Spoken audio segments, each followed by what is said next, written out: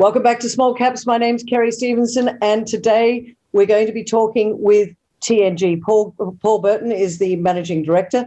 Some of you will have seen my previous chat with Paul, but the reason for bringing him back today, there's been a lot of news around TNG lately, and joining us today is Herbert Weissenbaeck. He is the Senior Vice President of Strategic Project Development from Germany. So we are Germany and then both sides of Australia.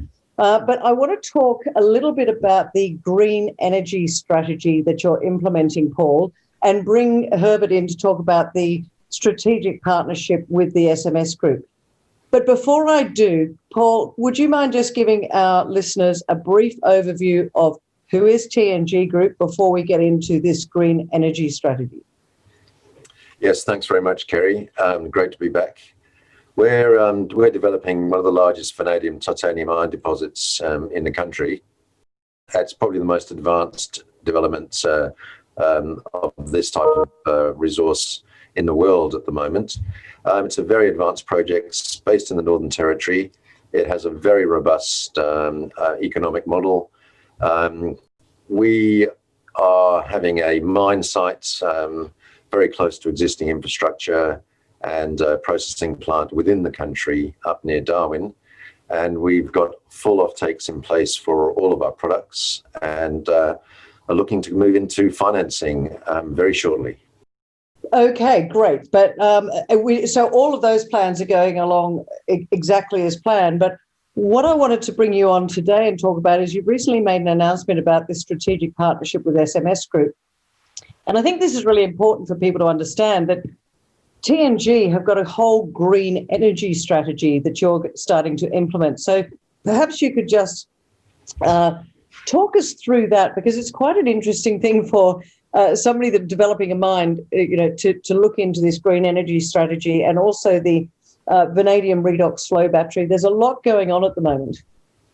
Yeah, indeed. And I'm very pleased that Herbert is here with us today as well, because, of course, we're working very closely with the SMS Group for many years now, and they're completing the front-end engineering and design for our major project. But while that's proceeding, that we've got the ability to produce a vanadium electrolyte that goes into the vanadium redox batteries. And it's always been a business plan of ours to have this side of the business activated and started when the time was right. And we believe the time is right now, because we're getting very close to completion of the main engineering side for our project, and we can see a production date coming into view. So yesterday we announced that we were to assist with the rollout of our vanadium redox battery business plan, and that's purely because all of our resources are devoted to working on the Mount Peak project, our flagship project, so we're not getting distracted. And these people will be able to roll this out for us. Now, what is a vanadium redox battery? It's an alternative energy battery. It allows the storage of solar or wind power provided energy to be stored and then used at any time. Now, these batteries are not a direct competitor to the lithium-ion batteries, which can go down to very small sizes. These tend to be fairly large, from about fridge size up to a sea container size, depending on the power outputs that you want. But what they can do is take remote communities, remote stations, even some parts of mine sites off very expensive and very polluting diesel generation. So this is the drive, and there is a market there, a much bigger and more advanced market than many people think. There's a lot of companies that are looking at vanadium redox batteries now for the sole purpose of cutting down on their CO2 footprint and being able to have a battery that's large enough to power up a small town, a small community, a small factory. So it is a growing business around the world. I think some of the estimates are that it's over 120 billion industry if you look at all the different areas of residential, the potential, and then also the business potentials as well, factories, etc. Many of the companies that we've engaged with and talked about the manufacturing of batteries to provide us with the battery, they're more advanced than a lot of people think. So I think very soon there will be a very clear rollout of these batteries, because a lot of large power companies, including the oil and gas companies, are now looking seriously at this alternative energy. And I think then you'll see a big push come through, and the vanadium redox batteries will be very prominent within Australia and also elsewhere in the world. Well, Paul, obviously you've got the vanadium mine. Is it unusual for you to be developing, I guess, a downstream value add to the vanadium product itself? Oh, not at all. I mean, what's happening is that these battery manufacturers and the power generating companies that want to utilize these batteries want security of supply. So they actually want to lock in a source, continuous source of vanadium. Yep. To produce the vanadium electrolyte. Now, in conjunction with SMS, we've produced a vanadium electrolyte to very exacting specifications in the past. And having known that we could do that, and at knowing the cost as well, very low cost, we know we had a very, very good product that we could either be supplying the vanadium offtake or being part of that energy grid. Now, this is purely about providing a revenue stream for TNG, purely about value adding for our shareholders, not research. It's too far advanced for that. And we've got, I think, a very good business model, which I'm very keen to see rolled out in 2021. I'm curious as to how the partnership looks with SMS. You know, as an investor, how does that play? And you said that this is value add for shareholders. I'm always looking at how does that impact the shareholders? How does that give the added value? Well, before I pass over to Herbert, we work with SMS, one of the largest metallurgical groups in the world, for many years now, 6 or 7 years. And I think they bring a very strong support and competence to the project that we're developing for the Mount Peak project, our process plants, but also additional inputs as well. As I mentioned, we've got a partnership arrangement now with SMS for developing a green hydrogen technology. This is all very important for TNG because it opens ourselves up for the ability to raise project capital from green energy funds, institutions, green bonds, etc. Which, look, you cannot ignore it in this day and age. There is no doubt we have to address operations carbon footprint. Directors are on the hook for making sure their operations are sustainable and environmentally sustainable. So I think it's a very good one for us to have. And I'll leave Herbert to tell us a little bit more about the hydrogen and about SMS as well. Well, just before we hand over to Herbert, I'm very curious just to ask this question of you, Paul. When you started TNG and you had the Mount Peak vanadium mine, did you see yourself going down this green energy strategy, or has that come over time? And has there been pressure to go down this angle, or did you see this as adding value as you got in further down the track with the project? It's really only as we've got further into the project. No, certainly wasn't in focus at all at the start, and when we started seeing the value that there was in the Mount Peak project.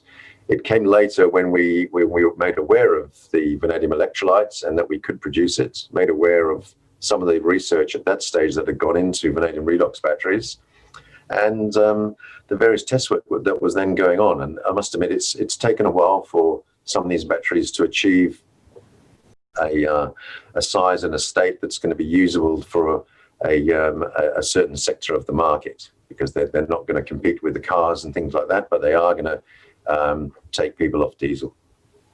Which is really important, because we all know that diesel is one of the challenges, as you said before, remote communities, but also carbon emissions, etc. So yeah, absolutely, and it's been a drive of mine with the company to make sure that we don't miss out for our shareholders on this side of the industry. And I think now we're seeing a lot of support coming into vanadium redox batteries in various quite interesting different sectors of the world now. Well, I think I've said to you before, Paul, I love the fact that they're starting to become more value add here in Australia rather than just shipping off concentrate overseas. So congratulations on that. Can we just bring Herbert in now, because I'm curious as to the partnership and how you came across TNG and what this is looking like, and also the technology behind what you're doing with the hydrogen technology. Yeah, so maybe I introduce SMS first. We are one of the larger builders of metallurgical plants in this domain. We are in this business for more than 150 years.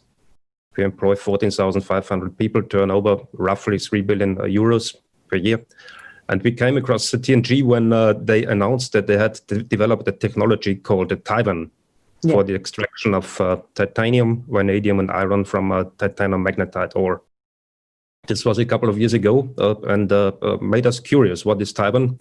It had some fantastic claims in terms of recovery rates, in terms of conversion cost.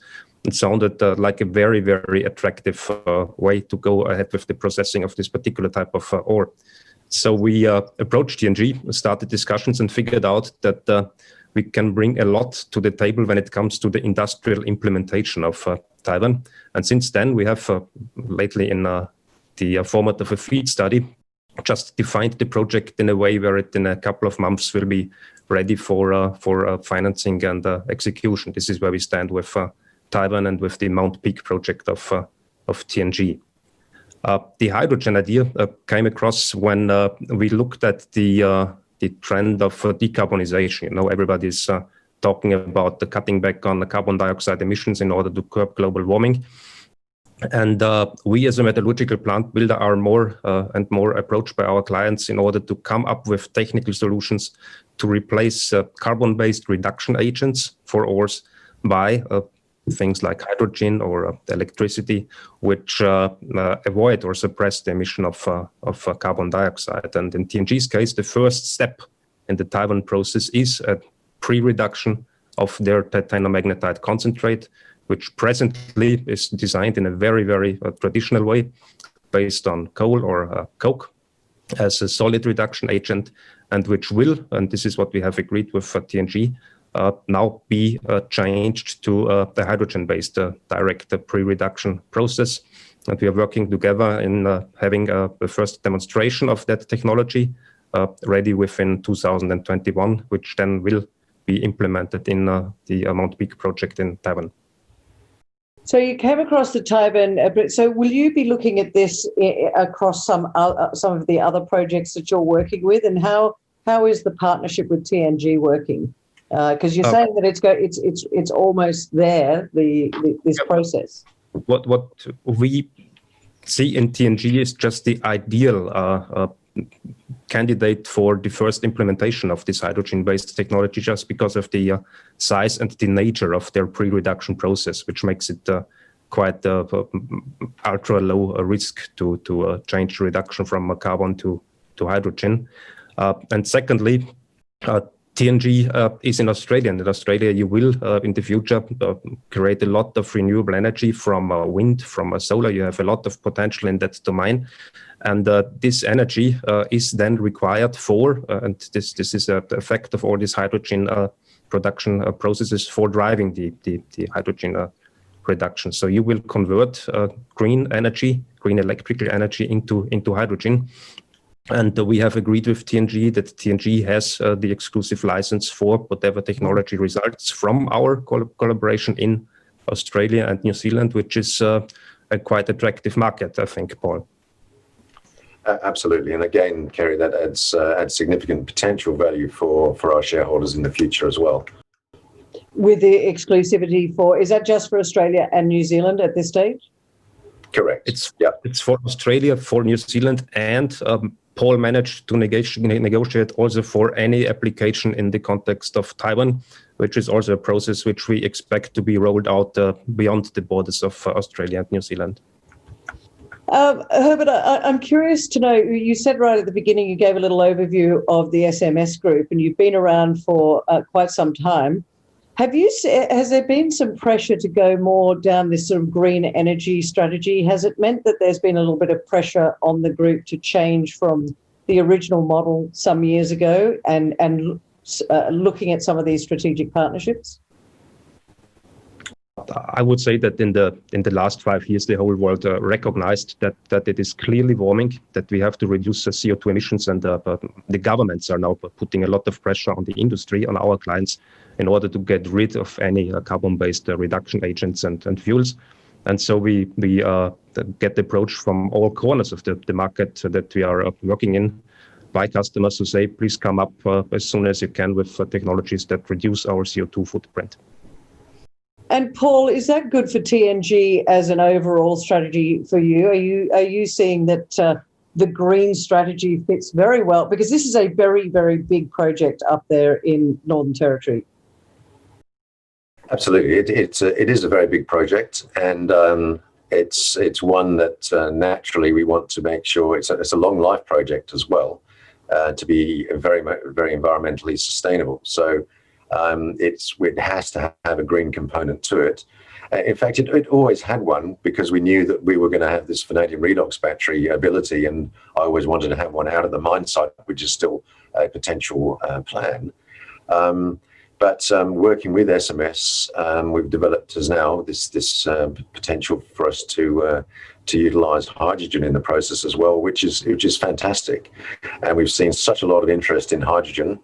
It actually significantly upgrades our project from that perspective environmentally, and I think bodes very well for, as Herbert mentioned, the potential to roll this our Taiwan technology out in the future, which is also part of our business plan, that it can be licensed to other titanmagnetite owners.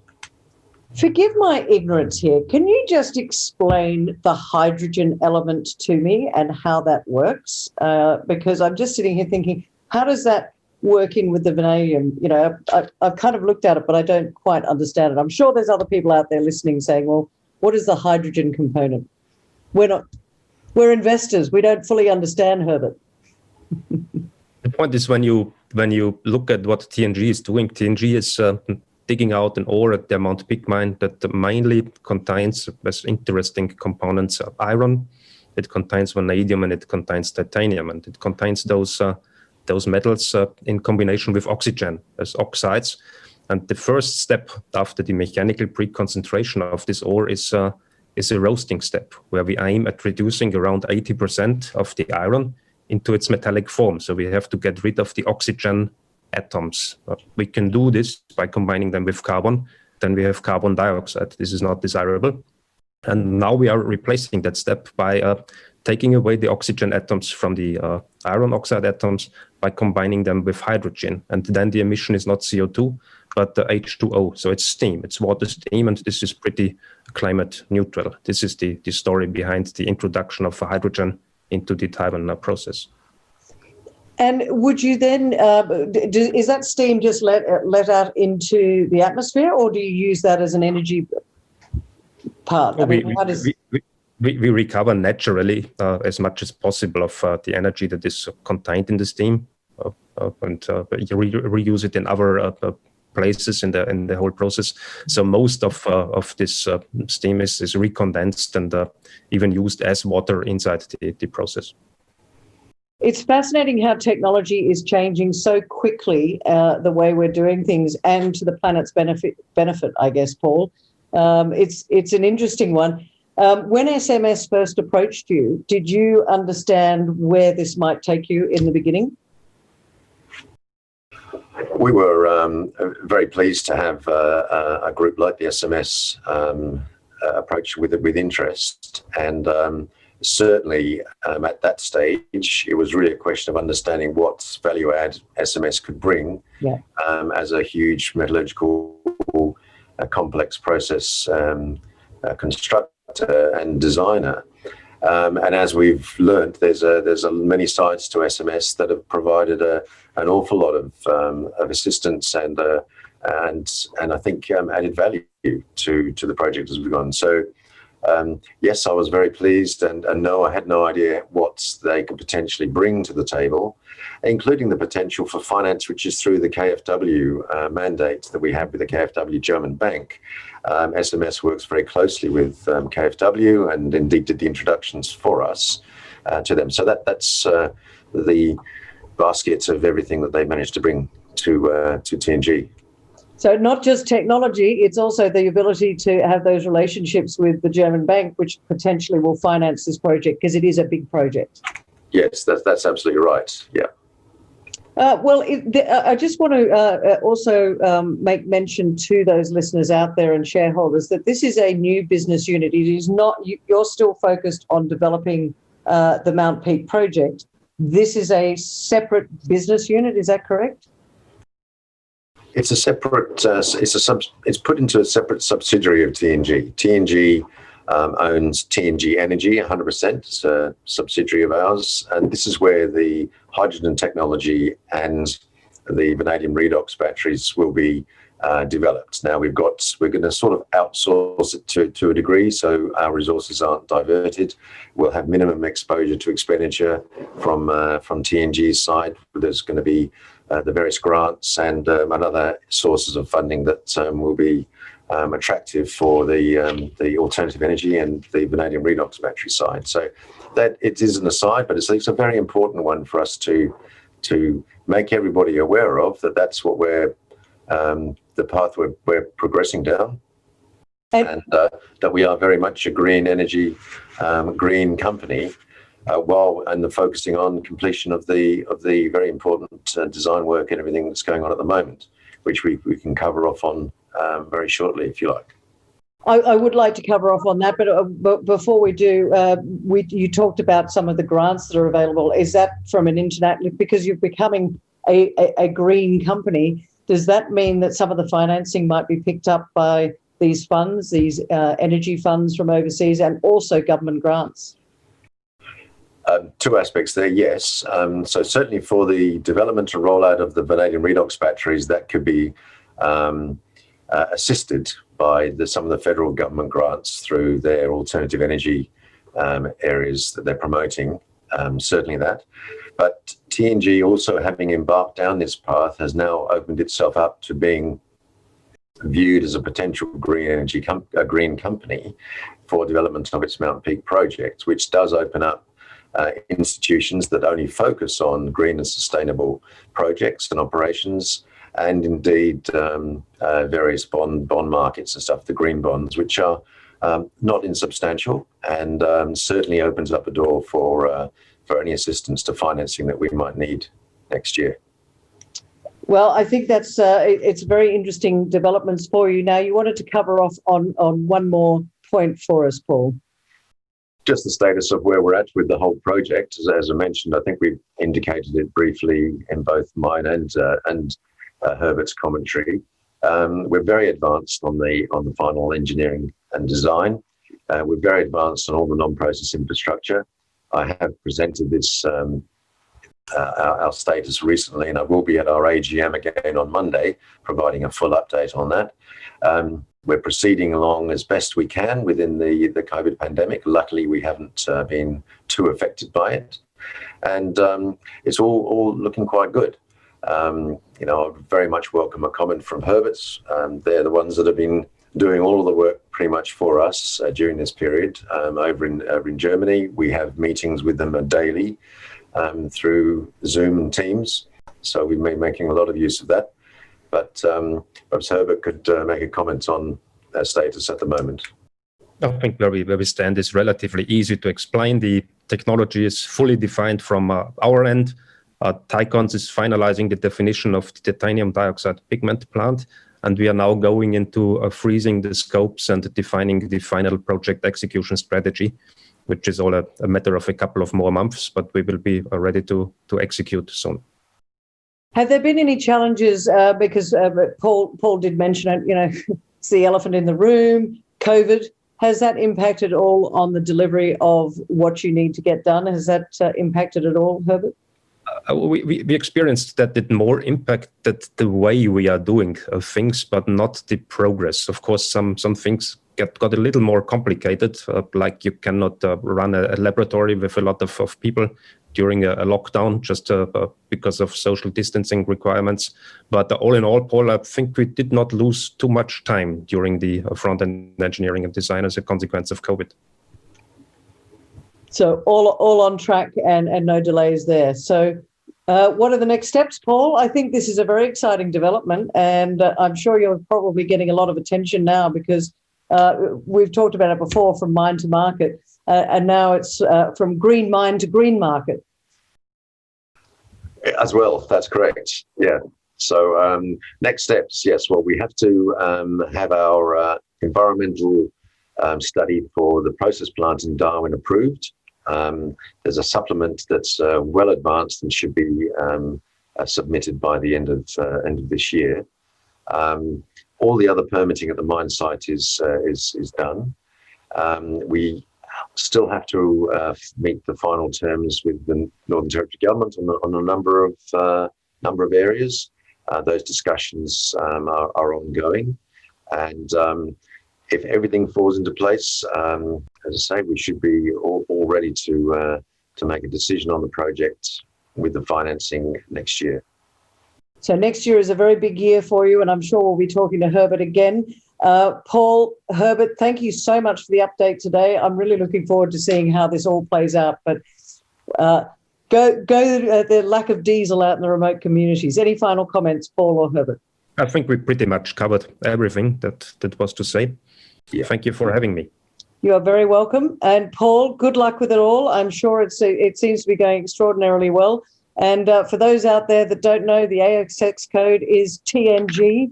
Go check them out and have a look at what they're doing with their new green energy strategy. Thanks for joining us today on Small Caps. Thank you, Kerry.